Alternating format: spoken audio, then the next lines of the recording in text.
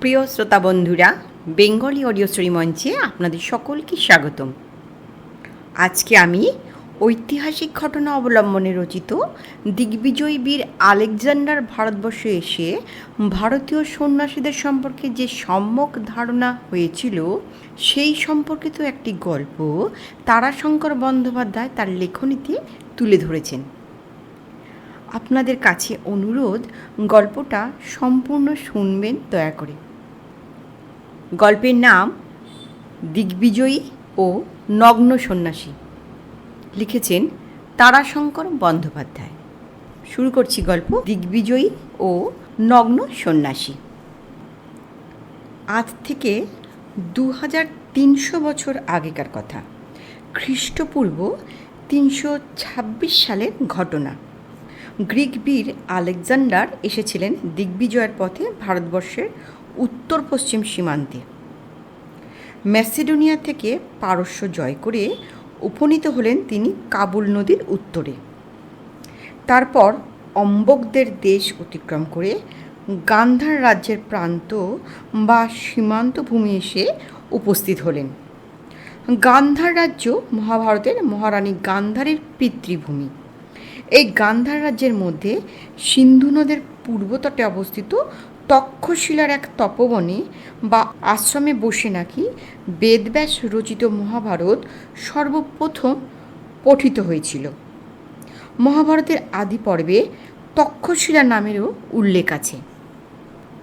যখন গ্রিক বীর আলেকজান্ডার গান্ধার রাজ্যের এবং সঙ্গে সঙ্গে ভারতবর্ষেরও বটে সীমান্তে এসে উপনীত হলেন, তখন গান্ধার রাজ্য আর পূর্বের গান্ধার রাজ্য নয়। তখন গান্ধার রাজ্য দুভাগে বিভক্ত হয়ে গেছে। মাঝখান দিয়ে বয়ে গেছে সিন্ধু নদ। সেই সিন্ধু নদের সীমাকে মেনে নিয়ে নদের পশ্চিমাঞ্চলের নাম হয়েছে পুষ্কুলাবতী এবং তার রাজধানী গড়ে উঠেছে পুরুষপুরে, যার বর্তমান নাম পেশোয়ার। আর সিন্ধুর পূর্ব দিকের রাজ্যের রাজধানীর নাম তক্ষশিলা। তক্ষশিলা সেকালের এক বিখ্যাত নগরী। ভারতবর্ষ থেকে মধ্য এশিয়া এবং ইরান, ইরাক হয়ে ওদিকে ইউরোপ পর্যন্ত যে পথ চলে গেছে জীবনের সঙ্গে জীবনের যোগসূত্রের মতন, যে পথ ধরে যায় আসে ঘোড়া কি উটের পিঠে বাণিজ্য সম্ভার নিয়ে বণিকের দল, চলে ভাগ্যান্বেষী দুঃসাহসী 2-10 জন, চলে জ্ঞানান্বেষী সন্ন্যাসী ভিক্ষু দণ্ডী, তারই উপর তক্ষশিলা নগরী গড়ে উঠেছে। তক্ষশিলা সমৃদ্ধশালী বাণিজ্য কেন্দ্র। তক্ষশিলার বিপণী কেন্দ্র অর্থাৎ বাজার এবং বিরাট হাটের খ্যাতি দেশ দেশান্তরের পর্যন্ত মধুচক্রের মধুর গন্ধের মতো ছড়িয়ে পড়েছে। আবার তক্ষশিলা জ্ঞানানুশীলনের জন্যও পৃথিবী বিখ্যাত তখনকার সময়। পূর্বেই বলেছি, ঐতিহাসিকদের অনেকের মতে এই তক্ষশিলারই অন্তর্গত সিন্ধু নদের তটপ্রান্তে কোনো এক মহর্ষির একান্ত আশ্রমে ভারতের অন্যতম শ্রেষ্ঠ মহাকাব্য মহাভারত প্রথম পঠিত হয়েছিল। সম্ভবত জ্ঞান অনুশীলনের এবং তপস্য চর্চার মাহাত্ম্যের গুরুত্বের জন্যই পৃথিবীর সর্বকালের সর্বোত্তম মহাকাব্য এখানে পঠিত হয়েছিল। এখানকার জ্ঞানী, গুণী ও বিদ্বানদের সমক্ষে মহাকাব্য খনি হয়তো মহর্ষি বেদব্যাস নিজেই পাঠ করেছিলেন, অথবা তাঁর পুত্র শুকদেব পাঠ করেছিলেন। বেদব্যাস তার পাশে বসেছিলেন। গ্রিক বীর আলেকজান্ডার ভারতবর্ষের সীমান্তে যখন পা দিলেন, তখন তক্ষশিলার রাজা ছিলেন আম্বি, মহারাজ আম্বি। তক্ষশিলার উত্তরে অন্য একজন রাজা ছিলেন, তার নাম ছিল অভিসার। তক্ষশিলার পূর্ব দিকে পঞ্চনদ প্রদেশ। পঞ্চনদের রাজা মহারাজ পুরু, তিনি পৌরবদের অধিপতি। তাঁর রাজ্য আকারে আয়তনে বিশাল ছিল। সিন্ধু নদের পূর্ব দিকে এই পঞ্চনদের মধ্যে দিয়ে আরও 5টা নদ নদী বয়ে গিয়েছে, যার ফলে পঞ্চনদ বা পাঞ্জাবের কৃষিক্ষেত্র হয়ে উঠেছে উর্বর। মহারাজ পুরুর ছিল অসীম সাহস এবং বুকের মধ্যে জাগ্রত ছিল ক্ষত্রিয়ের কাঙ্ক্ষিত কর্তব্যজ্ঞান এবং ধর্মজ্ঞান উভয়ই। এই দুই জ্ঞানে যিনি প্রবুদ্ধ, তিনি নিজের প্রজা ও নিজের দেশকে রক্ষার জন্য প্রয়োজন হলে জীবনের শেষ রক্তবিন্দু পর্যন্ত পাত করে যুদ্ধ করেন এবং তিনি ক্ষত্রিয় ধর্মের বিধি অনুযায়ী কখনো যুদ্ধক্ষেত্র হতে পশ্চাৎপদ হন না, পৃষ্ঠ প্রদর্শন করেন না। ভারতবর্ষের এই ক্ষাত্র ধর্ম বা ক্ষত্রিয় ধর্ম তথা রাজধর্মের আদর্শ রামায়ণ ও মহাভারতের একাধিক উজ্জ্বলতম দৃষ্টান্তে পরিস্ফুট হয়ে আছে। রামায়ণ মহাভারতের যুগ তখন বিগত, তবুও মহারাজ পুরুর মধ্যে ভারতের ক্ষত্রিয়র আদর্শ তখনও পূর্বাকাশে শেষ রাত্রের শুকতারার মতন ধকধক করে জ্বলছিল। তিনি প্রতীক্ষা করেছিলেন মহারাজ আম্বির দূতের জন্য। সিন্ধুর পশ্চিম তটে পুষ্কলাপতির রাজধানী পুরুষপুর, সেখান থেকে দূত এসে তাঁকে আহ্বান জানাবে সাহায্যের জন্য, এ প্রত্যাশা তিনিও করেছিলেন। কিন্তু পরিবর্তে সংবাদ পেলেন পুরুষপুরের রাজা পারস্য বিজয়ী গ্রীক বীরকে সাদর ও সভয় সম্ভ্রমে অভ্যর্থনা জানিয়েছেন। কয়েকদিনের মধ্যেই সংবাদ পেলেন তক্ষশিলার রাজা মহারাজ আম্বিও আলেকজান্ডারকে মহাসমারোহে সিন্ধু নদের পূর্ব তটে তক্ষশিলায় অভ্যর্থনা জানিয়ে রাজ্যোদ্যানে শিবির স্থাপন করে অতিথি সৎকার করেছেন। পুরু ক্ষুণ্ণ ও বিষণ্ণ হলেন, তবুও স্বীয় কর্তব্য হতে তিনি পিছু হটলেন না। তিনি যুদ্ধের জন্য প্রস্তুত হতে লাগলেন। তাঁর যে বিষণ্ণতা আরও ঘন এবং গাঢ় হয়ে উঠল যখন গুপ্তচর এসে সংবাদ দিল যে মহারাজ আম্বির ওই বশ্যতা শিকার ঠিক ভয়ের জন্য নয়, ভয় যে তার একেবারেই হয়নি এমন কথা কেউ বলবে না, কিন্তু সেইটাই সব নয়। সমৃদ্ধ পঞ্চনদ প্রদেশে পৌরব সামন্তদের সঙ্গে পৌরব প্রধান মহারাজ পুরুর প্রতি ঈর্ষাই এর অন্যতম প্রধান কারণ। পুরু খুবই বিমর্ষ এবং বিষণ্ণ হয়ে একটা গভীর দীর্ঘ নিঃশ্বাস ফেললেন। চর বললে, মহারাজ আরও কিছু নিবেদন করার আছে। মহারাজ বললেন, বলো। চর বললে, মহারাজ আম্বি এ মনোভাব পোষণ করলেও তক্ষশিলার সন্ন্যাসী এবং বৌদ্ধ ভিক্ষুরা দৃঢ় সংকল্প হয়ে জনসাধারণকে উত্তেজিত করবার চেষ্টা করছেন। মহারাজ আম্বির কাছেও তারা পরোক্ষভাবে নিবেদন জানিয়েছেন। রাজা যেন ঘুরে দাঁড়ান, জনসাধারণকে নিশ্চয়ই তাঁর পশ্চাতে পাবেন। তক্ষশিলা নগরের দিগ্বিজয় বীর আলেকজান্ডারের কাছে এ সংবাদ গুপ্তচর মারফত অবশ্যই এসেছিল।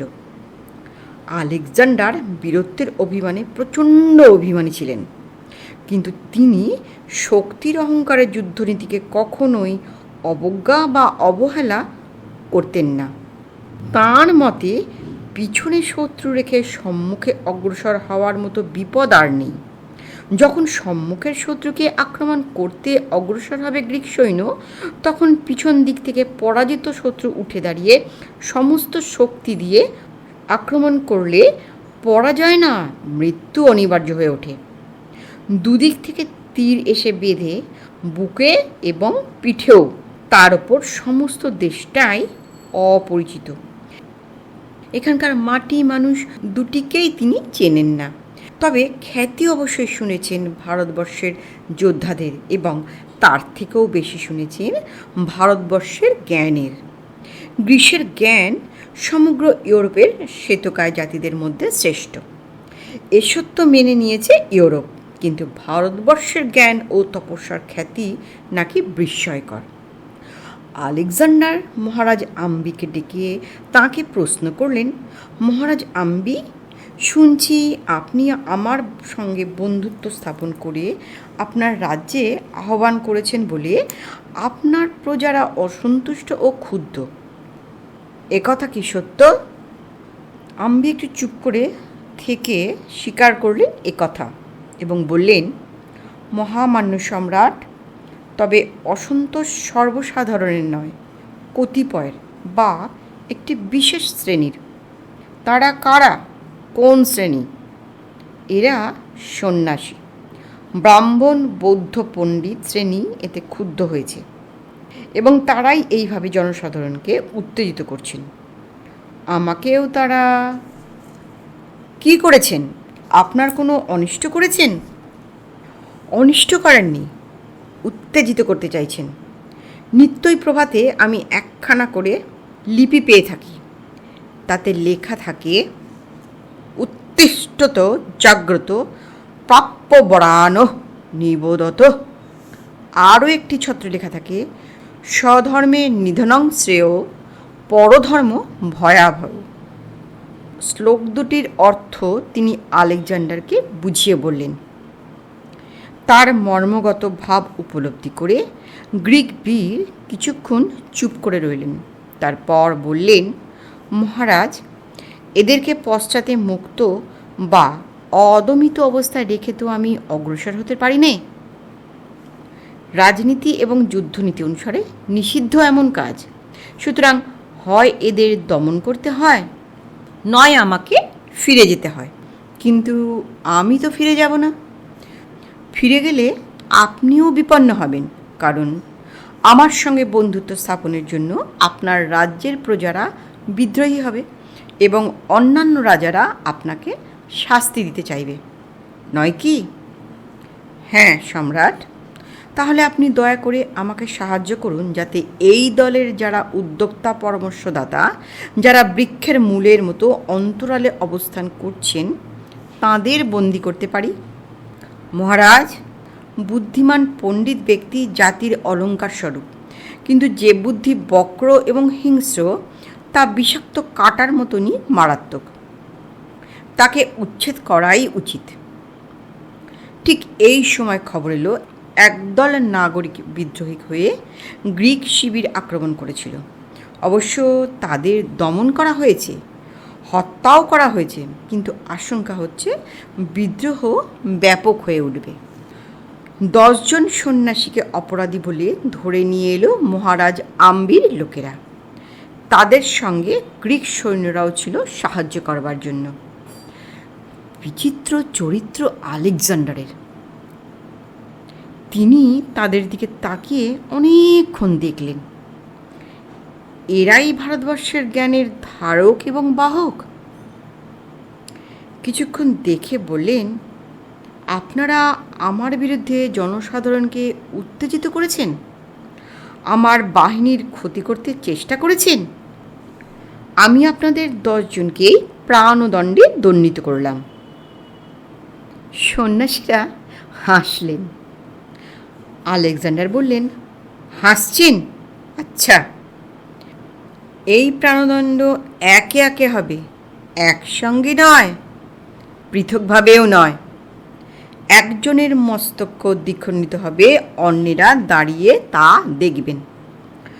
আপনাদের 10 জনের মধ্যে সর্বাপেক্ষা যে ব্যক্তি পাণ্ডিত্যে এবং বিদ্যায় হীন বা 10তম, তার প্রাণদণ্ড হবে সর্বাগ্রে। তারপর হবে 9তমের। এইভাবে পর্যায়ক্রমে প্রাণদণ্ড হবে। অর্থাৎ সর্বাপেক্ষা যে ব্যক্তি পণ্ডিত ও বেশি বুদ্ধিমান, তারই প্রাণদণ্ড হবে সকলের শেষে। তিনি দাঁড়িয়ে দেখবেন প্রত্যেকের মৃত্যু।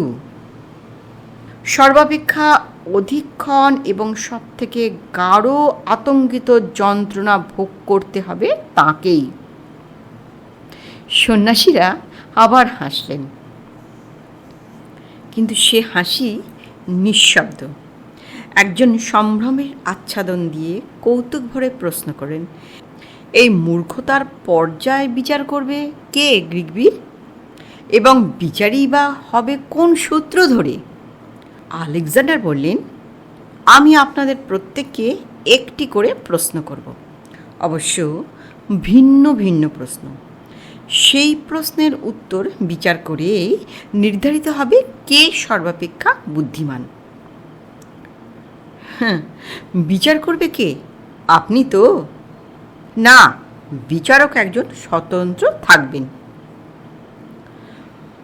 মৃত্যুদণ্ড মাথায় নিয়েও সন্ন্যাসীরা পরম কৌতুক অনুভব করলেন। ভালো, এ উত্তম পদ্ধতি, সর্বোৎকৃষ্ট পথ। আমরা এতে শুধু সুখীই নয়, এতে আমরা একটি বিচিত্র কৌতুকও অনুভব করছি। গ্রীকবীর প্রশ্ন করতে আরম্ভ করলেন। প্রথমজনকে প্রশ্ন করলেন, বলুন সন্ন্যাসী, পৃথিবীতে কার সংখ্যা বেশি, জীবিতের না মৃতের? সন্ন্যাসী সঙ্গে সঙ্গে উত্তর দিলেন, জীবিতের সংখ্যাই বেশি, যেহেতু মৃতরা তো কেউই নেই। বিচারক লিখে রাখলেন এই প্রশ্ন ও উত্তর। দ্বিতীয়জনকে প্রশ্ন করলেন, কোথায় প্রাণীর সংখ্যা বেশি, মাটিতে না জলে, পৃথিবীতে না সমুদ্রে? দ্বিতীয়জন উত্তর দিলেন, মাটিতে, পৃথিবীতে। মাটি তো জলকে ঘিরে রেখেছে, সমুদ্র তো মৃত্তিকারই বা পৃথিবীরই অংশ। তৃতীয়জনকে প্রশ্ন করলেন, পশুদের মধ্যে সবচেয়ে বুদ্ধিমান প্রাণী কি? উত্তর এলো, যে পশুর সঙ্গে আজও মানুষের পরিচয় হয়নি। চতুর্থজনকে প্রশ্ন করলেন, কী কারণে আপনারা রাজা আম্বিকে বিদ্রোহ করবার জন্য উত্তেজিত করতে চেয়েছেন? উত্তর হলো, কারণ আমার বা আমাদের মনোগত ইচ্ছা এই যে মহারাজ আম্বি সসম্মানের সঙ্গে বাঁচুন এবং সসম্মানের সঙ্গেই মরুন। পঞ্চমজনকে প্রশ্ন করলেন, বলুন, পৃথিবীতে দিন ও রাত্রির মধ্যে কোনটি এসেছে আগে, দিন না রাত্রি? উত্তর হলো, দিন এসেছে আগে। রাত্রির একদিন আগে দিন সৃষ্টি হয়েছে। আলেকজান্ডার এ উত্তরে খুবই বিস্ময় প্রকাশ করলেন। সবিস্ময়ে তাঁর মুখের দিকে তাকিয়ে রইলেন। পঞ্চম সন্ন্যাসী বললেন, গ্রীকবীর, অসম্ভব অদ্ভুত প্রশ্নের উত্তর অসম্ভব এবং অদ্ভুতই হয়ে থাকে। আলেকজান্ডার তখন ষষ্ঠজনের দিকে তাকিয়ে প্রশ্ন করলেন, এবার আপনি বলুন সন্ন্যাসী, মানুষ কিভাবে নিজেকে অন্যদের কাছে প্রিয় করে তুলতে পারে? ষষ্ঠজন সঙ্গে সঙ্গেই বললেন, শক্তি থাকা সত্ত্বেও নিজেকে অপরের কাছে ভীতির পাত্র করে না তোলাই হলো অপরের কাছে প্রিয় হবার একমাত্র পথ। সপ্তমজনকে প্রশ্ন করলেন, মানুষ কি করে ঈশ্বর হতে পারে বলতে পারেন? উত্তর হলো, মানুষের পক্ষে যা করা অসম্ভব তাই করতে পারলে। পরের জন অর্থাৎ অষ্টমজনকে প্রশ্ন করলেন, বলুন, কার শক্তি বেশি, জীবনের না মৃত্যুর? উত্তর দিলেন অষ্টমজন, জীবনের। কেননা জীবন বহু অসৎ এবং অন্যায়কে ধারণ করতে পারে এবং সহ্য করতে পারে। পরের জন অর্থাৎ নবমজনকে প্রশ্ন করলেন, মানুষের পক্ষে কতদিন বেঁচে থাকা সম্মানজনক? উত্তর দিলেন নবম সন্ন্যাসী, যতদিন সে মরে যাওয়ার চেয়ে বেঁচে থাকায় শ্রেয়তর মনে করেন। এরপর আলেকজান্ডার শেষের জনকে প্রশ্ন করলেন, কার উত্তর সর্বাপেক্ষা খারাপ? তিনি বললেন, প্রত্যেকের উত্তর অপরের চেয়ে খারাপ। তাঁর অর্থ যা বলেছি, প্রত্যেকের উত্তরই অন্যের উত্তরের থেকে খারাপ। আলেকজান্ডার বললেন, তবে আপনাকেই সর্বপ্রথম মরতে হবে। দশমজন বললেন, তাহলে আপনার বাক্য এবং প্রতিশ্রুতি মিথ্যা হবে গ্রীকবীর। আমি বিচারক হিসাবে আমার সিদ্ধান্ত উচ্চারণ করেছি, আমি কারোর কোনো প্রশ্নের উত্তর দিইনি। আলেকজান্ডার কয়েক মুহূর্ত স্তব্ধ থেকে বললেন, আপনারা চতুর, অত্যন্ত তীক্ষ্ণ বুদ্ধি ও বিদ্বান। যতদিন যুদ্ধ শেষ না হয় ততদিন আপনারা বন্দী হিসাবে অবস্থান করবেন। বুদ্ধি বলে আপনারা মৃত্যুদণ্ড থেকে অব্যাহতি পেলেন। কিন্তু মহারাজ আম্বি, সম্রাট, এরাই কি ভারতীয় প্রজ্ঞা এবং সাধনার ধারক? না সম্রাট, এরা বিদ্বান, এরা তীক্ষ্ণ বুদ্ধি, এরা চতুর, কিন্তু এরা ভারতবর্ষের সাধনার প্রতীক নন। তারা তপস্বী, তারা ঋষি, তারা মৃত্যুঞ্জয় সাধনার সাধক।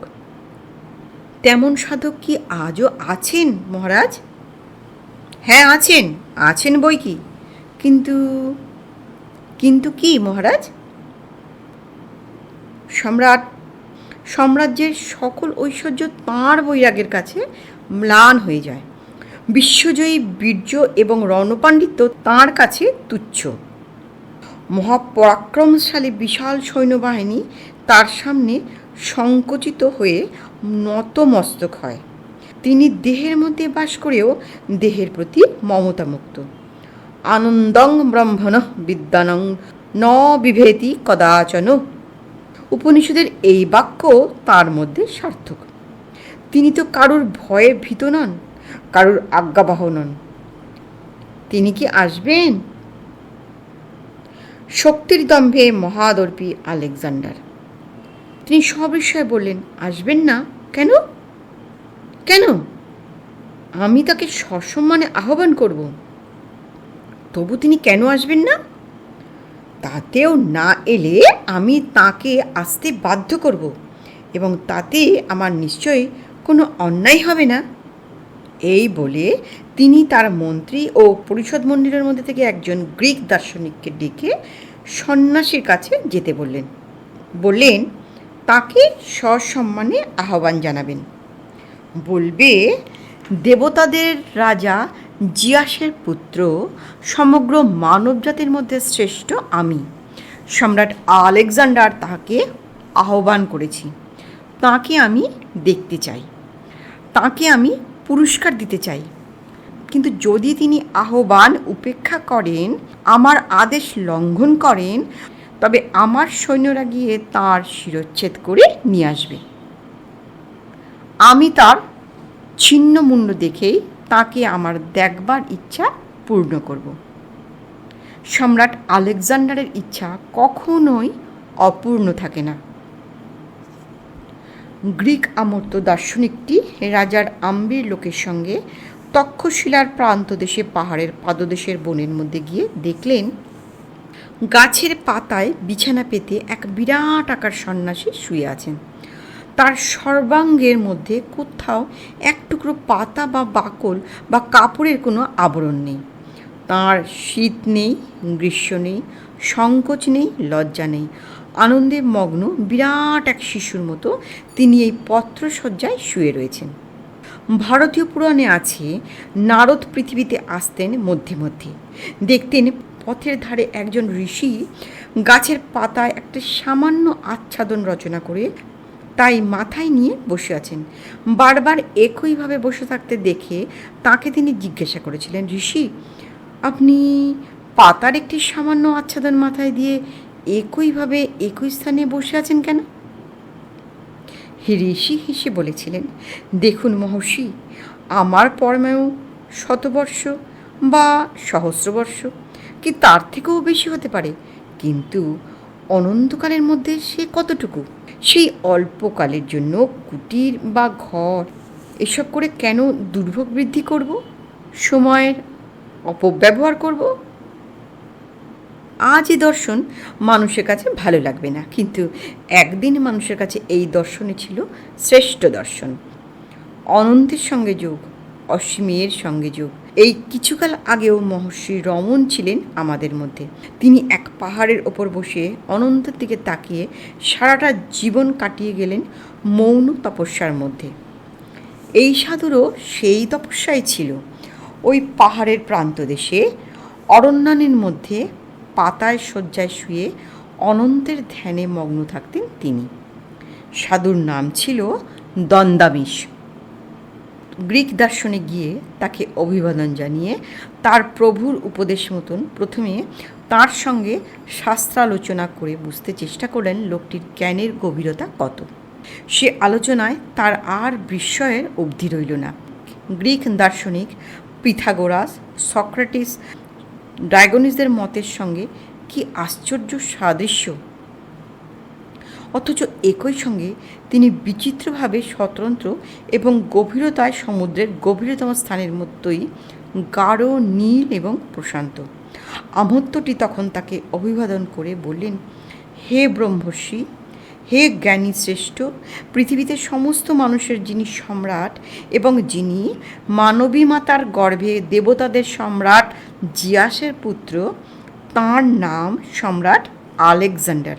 তিনি দিগ্বিজয় যাত্রাপথে তক্ষশিলার মহারাজ আম্বির গৃহে অবস্থান করছেন। মহারাজ আম্বি তার আনুগত্য স্বীকার করেছেন। তিনি পৃথিবীর শ্রেষ্ঠ সম্রাট, শ্রেষ্ঠ যোদ্ধা, শ্রেষ্ঠ বিচারক। তিনি আপনার জ্ঞান ও খ্যাতির কথা শুনিয়ে আপনাকে দেখতে উৎসুক হয়েছেন। আপনি তার নির্দেশ মান্য করে তার সভায় উপস্থিত হলে তিনি আপনাকে মহামূল্য পুরস্কারে পুরস্কৃত করবেন। আর না গেলে? গ্রিক আমর্ত্য স্তব্ধ হলেন। বাকিটা বলতে ইচ্ছা হলো না তার। সন্ন্যাসী সেই পাতার শয্যায় শুয়েই সব শুনছিলেন এবং তাকিয়েছিলেন আকাশের দিকে। সামান্যমাত্র চাঞ্চল্যও তার শরীরে কোনো অঙ্গে প্রকাশিত হলো না। চুপ করেই রইলেন। তখন আমর্ত্য বললেন, না গেলে তার আদেশে তাঁর সৈনিকরা এসে আপনার শিরচ্ছেদ করে নিয়ে যাবে। অতএব আপনি উঠুন, চলুন আমার সঙ্গে। তবুও সন্ন্যাসী এতটুকুও নড়লেন না। তবে এবার একটু হাসি ফুটে উঠল তাঁর মুখে। তিনি সেই আকাশের দিকে চেয়ে থেকেই বললেন, গ্রিক আমর্ত্য, আলেকজান্ডার যদি দেবতাদের রাজার পুত্র হন, তবে আমি বা দেবতা শ্রেষ্ঠের পুত্র নই কেন? আমি তার আদেশ কেন পালন করব? আমাকে পুরস্কারের কথা বললে মহামূল্য বহুমূল্য পুরস্কার দেবেন তিনি। কিন্তু আমার তো কোনো বস্তুর অভাব নেই, কারণ আমি কোনো কিছুরই প্রয়োজন অনুভব করি না। আমি এই অরণ্যের মধ্যে এই পত্রসজ্জায় পৃথিবীর শ্রেষ্ঠ জনের মতো পরমানন্দেই আছি। আমি কেন আলেকজান্ডারের কাছে যাব? আমি তো বরং দেখছি তার নিজের জীবনে অভাবের আর শেষও নেই, সীমাও নেই। যার তাড়নায় অধীর হয়ে তিনি নিজের দেশ এবং পরিবারবর্গকে ফেলে রেখে দেশ থেকে দেশান্তর, পাহাড় পর্বত, নদ নদী, সমুদ্র, গভীর দুর্গম বনজঙ্গল মারিয়ে ক্ষুধার্তের মতন ছুটেছেন সম্মুখের দিকে। আলেকজান্ডারকে বলো, আমি যার উপাসনা করি, যাকে মান্য করি, তিনি স্বয়ং ঈশ্বর। আলেকজান্ডার ঈশ্বরপুত্র নন, ঈশ্বরও নন, কারণ আলেকজান্ডারের একদিন মৃত্যু হবে। ঈশ্বর অমৃতের স্রষ্টা। যিনি ঈশ্বর তিনি কখনো দুঃখের স্রষ্টা নন। তিনি কখনো এমন কিছু করেন না যাতে মানুষ দুঃখ পায় বা যন্ত্রণা ভোগ করে। তিনি হত্যাকাণ্ডের নায়ক নন, তিনি যুদ্ধক্ষেত্রের আক্রমণকারী নন। আলেকজান্ডার কি মৃত্যু রহস্য ভেদ করেছেন? তিনি কি মৃত্যুর পর কি আছে তা তিনি জানেন?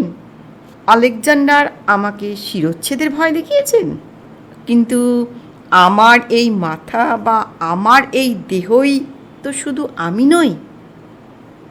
আমার মাথা কেটে নিয়ে গেলেও আমাকে নিয়ে যেতে পারবে না কেউ। আমার আত্মা মুক্ত আত্মা। মৃত্যুর জন্য আমার ভয় নেই, ভোগের জন্যও আমার লোভ নেই। আমার জীবন এই অরণ্যের মধ্যে পত্রসজ্জার উপরে স্বয়ংসম্পূর্ণ। আমি সম্রাটের প্রজা নই, আমি চোর ডাকাতের ভয়ে ত্রস্ত গৃহস্থও নই, আমি যমের ভয়ে ভয়ার্ত সংসারীও নই, আমি ভিক্ষুক নই। সুতরাং আমার কোনো প্রয়োজন নেই তোমার সম্রাটের কাছে যাবার। তুমি এই কথা তাকে গিয়ে বলো। ইচ্ছে হলে তার সৈনিক পাঠিয়ে আমার শিরচ্ছেদ করেও তিনি নিয়ে যেতে পারেন। বিচিত্র এই আলেকজান্ডার, বিচিত্রতর এই ভারতীয় সন্ন্যাসী দ্বন্দ্বামিশ। না, আলেকজান্ডার তার থেকেও বিচিত্র মানুষ। তিনি আমর্ত্যের মুখে সমস্ত কথা শুনে প্রচণ্ড রাগে ক্ষেপে গিয়ে সঙ্গে সঙ্গেই সন্ন্যাসীর মাথা কেটে আনতে হুকুম দিলেন না। কিছুক্ষণ স্তম্ভিত বিস্ময়ে অভিভূত হয়ে স্থির দৃষ্টিতে তাকিয়ে রইলেন। সন্ন্যাসীর কথাগুলো ভেবে দেখলেন, তারপর নিজেই বের হলেন। বললেন, সন্ন্যাসী আসেননি, তাঁর শিরচ্ছেদ করে আনলে তার সিঁড়ি আসবে। তিনি তো আসবেন না, আমি তাঁকেই দেখতে চাই, সুতরাং আমাকেই যেতে হবে তার কাছে। আলেকজান্ডার দন্দামিশকে দেখে তাকে তার শ্রদ্ধা জানিয়েই ফিরে এসেছিলেন। বলা বাহুল্য, কোনো উপঢৌকন দিতে সাহস করেননি। বলতে গেলে এই বৃদ্ধ নগ্ন ব্রাহ্মণের কাছে পরাজয় স্বীকার করেই তিনি ফিরে এসেছিলেন। এরপর মহারাজ পুরুর সঙ্গে তার যুদ্ধ এবং পুরুর নির্ভীক উত্তর ও আলেকজান্ডারের মহৎ উদার ব্যবহারের কথা ইতিহাসের পৃষ্ঠায় উজ্জ্বল অক্ষরে লেখা হয়ে গেছে।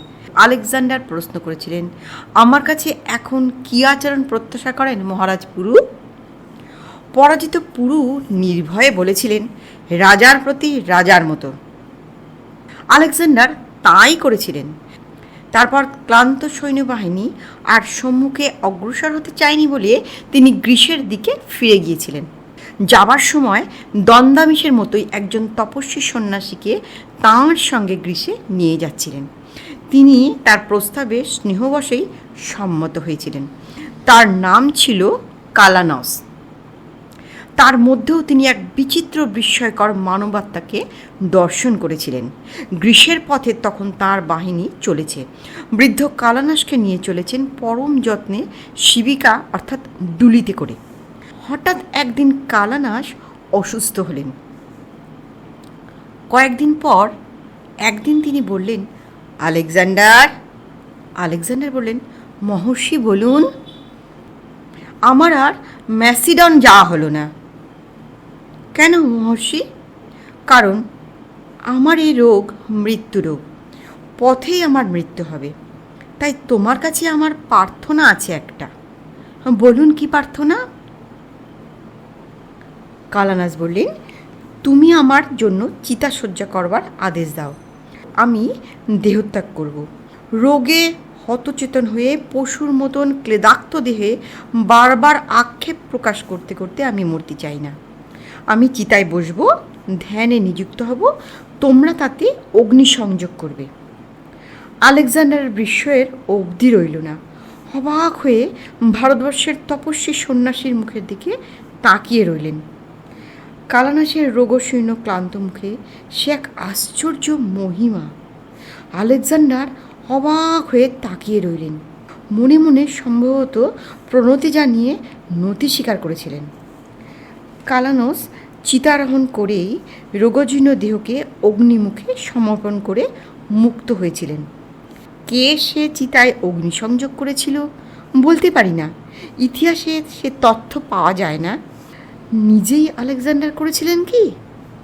বিচিত্র এই আলেকজান্ডার ত্রেশদেশীয় দস্যুকে দণ্ড দিতে গিয়ে মুক্তি দিয়েছিলেন। যুদ্ধে মহারাজ পুরুকে পরাজিত করেও তাকে সিংহাসনে বসিয়ে রাজার মতন সমাদর করেছিলেন। দন্দামিশের তিরস্কার সহাস্যে মাথা নত করে গ্রহণ করেছিলেন। কালানাসের চিতায় যদি তিনি অগ্নিসংযোগ করে সন্তানের কৃত্য করে থাকেন, বিস্ময়ের আর কি আছে? তিনিই তো গ্রিক বীর আলেকজান্ডার। নমস্কার। গল্পটি কেমন লাগলো? গল্প পাঠ ভালো লাগলে দয়া করে লাইক করতে ভুলবেন না। আর আপনাদের সুচিন্তিত মতামত কমেন্ট বক্সে জানাবেন।